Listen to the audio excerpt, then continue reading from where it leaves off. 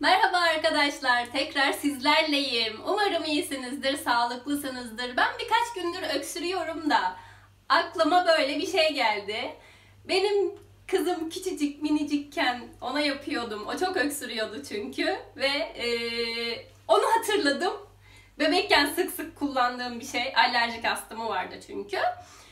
Şimdi siyah turpu alıyoruz. İçini oyuyoruz. Burada oyulmuşu var, burada yapılmışı var diye bir şey vardı, hatırlıyor musunuz? Ama bunu ikisi birlikte çok vakit almasın diye hazırladım. Kapağını da hazırladım. Diğerinin hazırlanışını sizlerle paylaşacağım.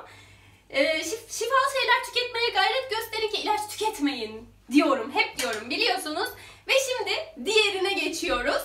Hazırlıyoruz. Sonrasında neler yapacağımızı uygulamalarımızla birlikte göstereceğim.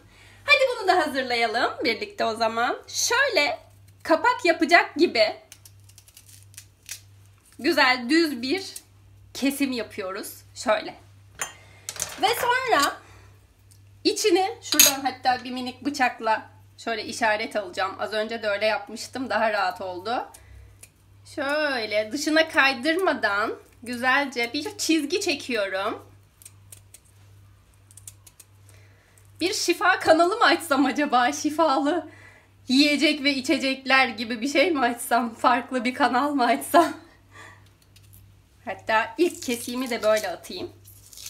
Tabii ki kolay olmayacak. Ama şöyle güzelce kaşıkla içini oymaya çalışıyorum. Yani oyuyorum. Az önce yaptığım gibi. Bunu da tabii ki de yapacağım. Size nasıl kolay geliyorsa, ister bıçakla, ister kaşıkla, ama ben tamamen şey olmasını istemediğim için, yani kırılıp yırtılmasını istemediğim için böyle bir yol seçmiş oldum. Turp biliyorsunuz arkadaşlar, biraz sert ve tabii ki de biraz zorlayacak yani. Her güzel şeyin arkasından bir minik zorluğu kabul ederiz. Tabii ki de. Emek. Eskiler şey diyor ya, emek vermeden yemek olmaz. Çocuğum, evladım.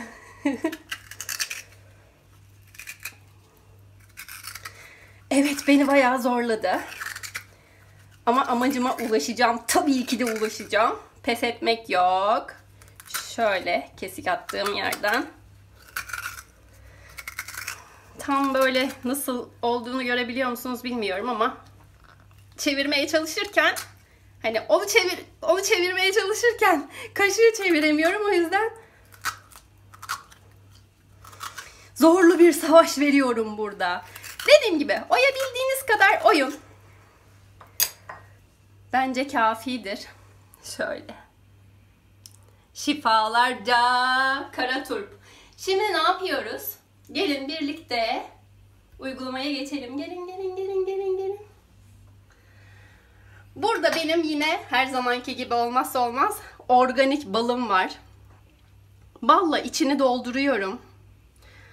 Market ballarına çok güvenmiyorum. Dolayısıyla dedim ya, ilaç tüketme, doğal şeyler tüket diye.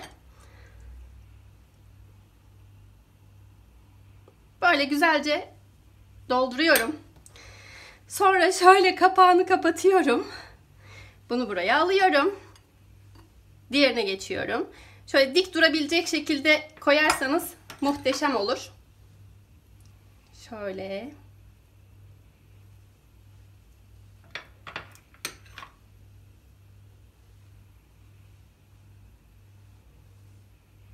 Çok güzel bir ilaç. Kesinlikle tavsiye ediyorum. Öksürüyorsanız direkt ilaca başvurmak yerine, hatta kronik öksürüklerde bile muhteşem bir çözüm arkadaşlar. Denenmiş, onaylanmıştır. Şifalarca. İşte bu kadar. Hemen bunu da kapatıyorum. Ve şöyle kapağımızı da kapatıyoruz. Sonra ne mi yapıyoruz?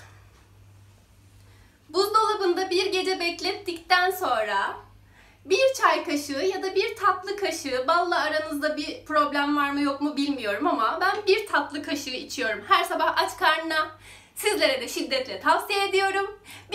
Başka, yine konuşamadım. Başka nedir başka? Bir başka videoda daha görüşmek üzere. Kendinize çok ama çok iyi bakın. Hoşça kalın, mutlu kalın, sağlıklı kalın.